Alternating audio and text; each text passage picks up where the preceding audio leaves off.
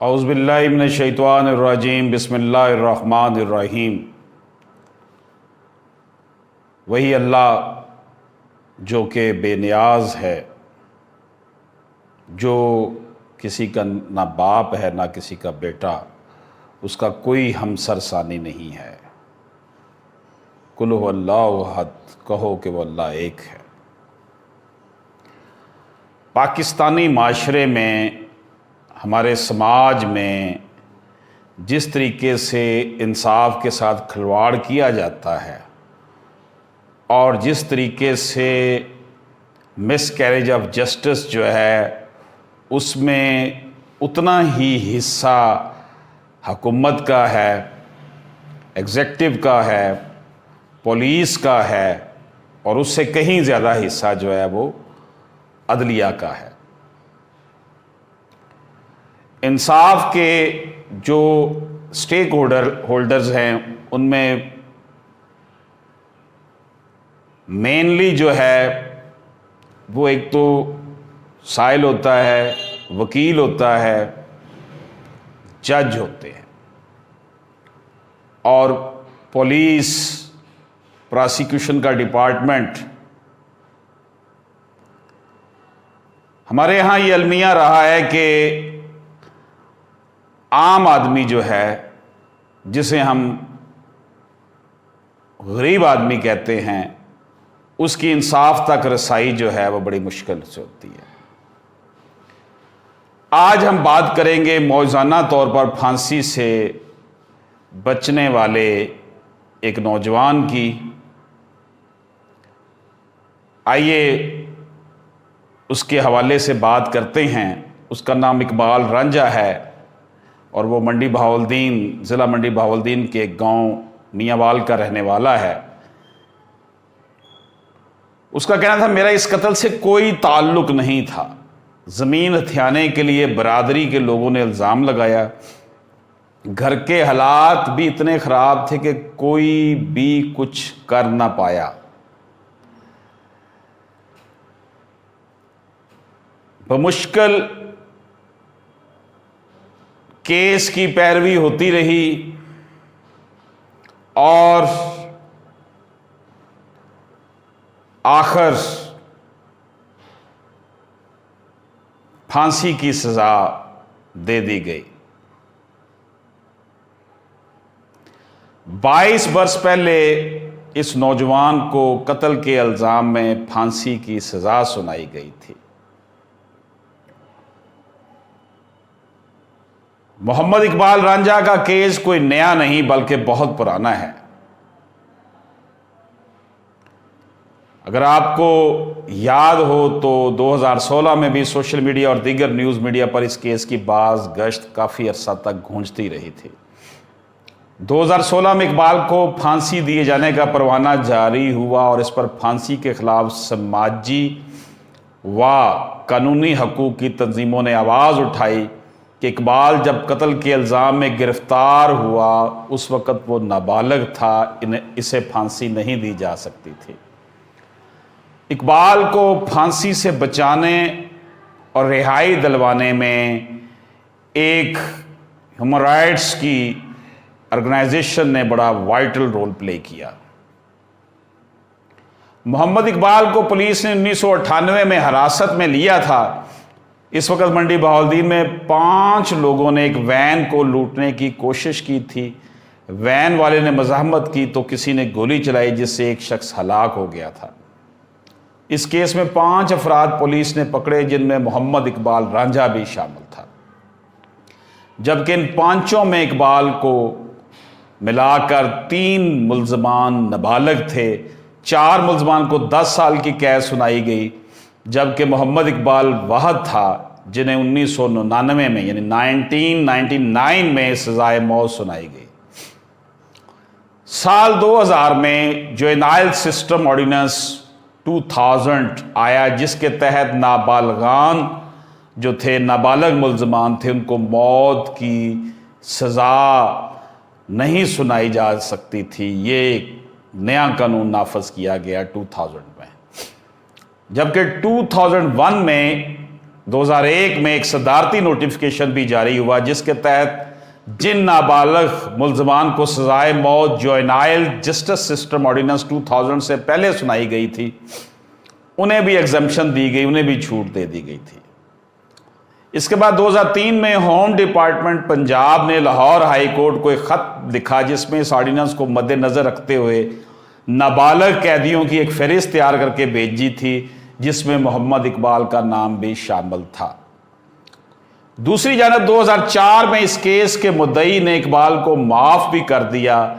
कत्ल होने वाले शख्स के बेटे ने कहा कि इकबाल पहले ही काफ़ी सज़ा काट चुका है, हम नहीं चाहते कि इन्हें फांसी दी जाए।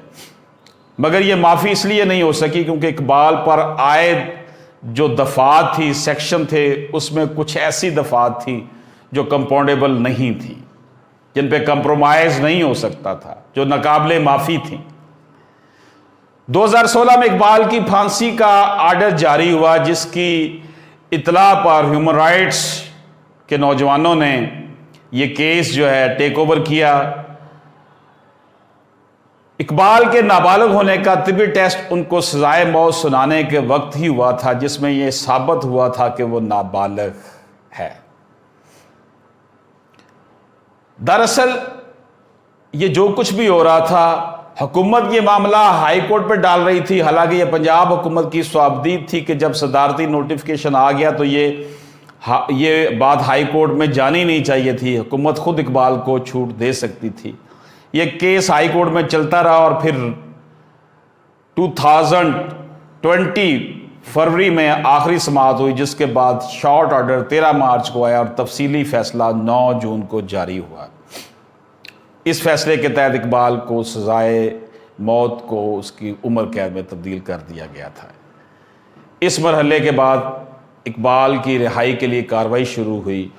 अमूमन पाकिस्तान में उम्र कैद की मियाद 20 साल होती है। इकबाल तो जेल में 22 साल गुजार चुके थे और कोर्ट ने भी इस बात को माना कि इकबाल ने तो अपनी सज़ा से ज़्यादा जेल काट ली है, इसलिए इन्हें रिहा किया गया। इकबाल का क्या कहना है जी? मुझे बड़ों की जेल में रखा गया था और जेल एक इबरतनाक जगह है। 22 साल का अरसा जेल में गुजारना आसान नहीं था। इंसान की ज़िंदगी तबाह बर्बाद हो जाती है और ये वो एहसास है जो इकबाल का कहना था कि मैं लफ्ज़ों में बयान नहीं कर सकता।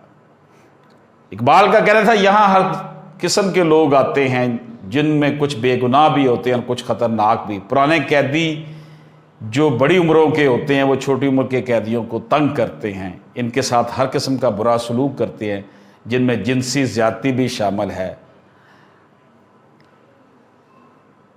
इकबाल का कहना था कि मेरे साथ भी ज़्यादती की कोशिश की गई। इकबाल ने कहा उन्होंने जेल से मिडिल और मैट्रिक के इम्तिहान भी पास किए जबकि इन्हें दिन के वक्त और शाम में 2-2 घंटे के लिए सेल से बाहर निकाला जाता था और बाकी के घंटे जो थे 20 घंटे वो जेल के अंदर ही गुजरते थे। इकबाल का कहना था जब मैं जेल में था तो वालिदैन बहुत याद आते थे। वालदा इसकी पहले फौत हो चुकी थी जेल जाने से पहले और वालिद दौराने कैद ही फौत हुआ और वालिद का दीदार भी इसको नसीब नहीं हुआ। मोहम्मद इकबाल रांझा ने बताया जब मुझे मालूम हुआ कि 30 मार्च 2016 को मुझे फांसी दी जाएगी तो बहुत खौफ आया। जब आपको मालूम हो कि आपको फांसी देने के लिए लेके जा रहे हैं तो ऐसा महसूस होता है कि आप फांसी से पहले ही मर गए हैं। मुझे भी फांसी से कुछ वक्त पहले मालूम हुआ कि जो ह्यूमन राइट्स एक्टिविस्ट थे उन्होंने मेरी फांसी पर अदालत से स्टे ले लिया है। फांसी के मुल्ज़म को बार बार बताया जाता है कि इसके 4 दिन रह गए हैं, 2 दिन, या फिर ये कि तैयारी कर लो अब चंद घंटे रह गए हैं। तो इसके लिए ये वो वक्त जो होता है इंतहाई मुश्किल होता है या शायद नाकाबिले बयान भी। इकबाल के लिए जेल से बाहर की जो दुनिया थी 22 वर्ष में कितनी तब्दील हो गई। इकबाल का कहना था जेल से बाहर मेरे लिए ये हर चीज़ ऐसी थी जैसे मैं किसी गैर मुल्क या अजनबी जगह पर हूँ। जेल से घर आने तक मेरा भांजा तस्वर मुझे बताता रहा कि अब हम फलां जगह पहुँच गए हैं या हम फलां सड़क से गुजर रहे हैं। सब रास्ते और जगह भूल चुका था। मेरे घर के इर्द गिर्द बस एक दो पुरानी निशानियां बाकी हैं। इकबाल ने बताया कि जेल जाने से पहले इनके ख़ानदान की ही एक लड़की थी जिनसे वो शादी करना चाहता था। जब जेल में मुझे इनकी शादी की इत्तला मिली तो शदीद दुख और अफसोस हुआ। कई दिन तो मैं सो नहीं सका था। फिर वक्त गुजरने के साथ साथ मैंने सोचा अगर वो मेरा इंतज़ार करती तो उसकी ज़िंदगी के भी 22 बरस ज़ाया हो जाते। मेरे जेल से आने का इनको इल्म तो हो गया होगा, मगर अब तक मेरी इनसे मुलाकात नहीं हुई। यानी उस लड़की की बात कर रहा है। यकीनन वो बहुत तब्दील हो चुकी होगी जैसे मैं बदल गया हूँ। इकबाल का कहना था मुझे तो समझ नहीं आ रही कि मेरा मुस्तकबिल क्या है। मैं ज़हन पर बहुत ज़्यादा दबाव महसूस कर रहा हूँ और खुशी भी है और तकलीफ भी है। इकबाल का कहना था मेरा इस कत्ल से कोई ताल्लुक नहीं था, मैंने गोली नहीं चलाई थी। हमारे पास चंद एकड़ ज़मीन है, इसी को हथियाने के लिए सारी बरादरी के लोगों ने मुझ पर इल्ज़ाम लगाया। मेरे घर के हालात भी इतने ख़राब थे कि कोई कुछ कर ही ना पाया। अगर ये ह्यूमन राइट्स के नौजवान मेरी मदद ना करते, मैं मौजूदा तौर पर ना बचता, तो मेरे ख़ानदान वाले अब मेरी बरसी मना रहे होते। दोस्तों, पंजाब की मुख्तलिफ जेलों में 538, सिंध में 159, केपी में 354 और बलूचिस्तान में 21 कैदी मुख्तलिफ जराइम में सज़ा काट रहे हैं, जो कि नाबालग कैदी हैं। इस वक्त नाबालग कैदियों की तादाद 1072 है टोटल। इकबाल के एहसासात, उसका इंटरव्यू सुनने के बाद ऐसा महसूस होता है कि एक तो अल्लाह ताला का शुक्र है कि उसकी जान बच गई, लेकिन उसकी ज़िंदगी के 22 साल जो उसकी ज़िंदगी में हज़फ हो गए, वो कौन उसको लुटाएगा। हमारे इस सिस्टम पर बहुत बड़ा ये सवालिया निशान है। हमारे इस सिस्टम के मुंह पर यह तमाचा है।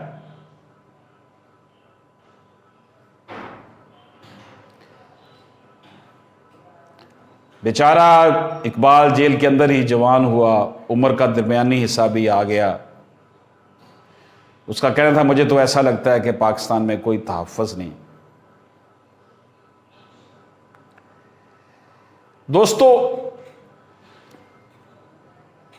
छोटी सी बात मैं आपको अर्ज करता हूं कि कानून बन गया कि नाबालिग को फांसी नहीं होगी। Home department, government of Punjab ने इसको रिहाई दिलवानी थी, लेकिन ये हमारे देसी अंग्रेज ब्यूरोक्रेट जो हैं, इनको टीएडीए की फ़िक्र होती है, अपनी प्रमोशन की फ़िक्र होती है, लेकिन अपने जो फ़राइज़ हैं उनसे ये कोसों दूर रहते हैं। और आज हम देखते हैं कि पाकिस्तान का कोई डिपार्टमेंट भी जो है वो सही तौर पर काम नहीं कर रहा। उसकी वजह सिर्फ़ और सिर्फ हमारी ये बदमाशिया, ये अशराफिया, ये नौकरशाही, जिनकी वजह से आज मुल्क का हर डिपार्टमेंट जो है तबाह बर्बाद हो गया है। और ज़ाहिरी बात है कि इसका नुकसान सिर्फ़ और सिर्फ गुरबा को होता है, गरीब आदमी को होता है, कि गरीब आदमी के लिए कोई वॉइस रेज करने वाला नहीं था और वो बेचारा बेगुनाह ज़िंदगी के 22 साल जो है उसने जेल में गुजार दिए। अल्लाह पाक हमारे हुक्मरानों को अक्ल सलीम अता फरमाए। शाख तमन्ना हरी है जली तो नहीं, इश्क की आग बड़ी है बुझी तो नहीं। दोस्तों, हम जहाँ जहाँ भी हैं, जिस जिस शोबे में काम कर रहे हैं, हमें इंसाफ के लिए आवाज़ उठानी चाहिए। हमें ऐसे लोग जो वसाइल से महरूम हैं उनके लिए आगे बढ़कर जो है उनका साथ देना चाहिए। पाकिस्तान जिंदाबाद।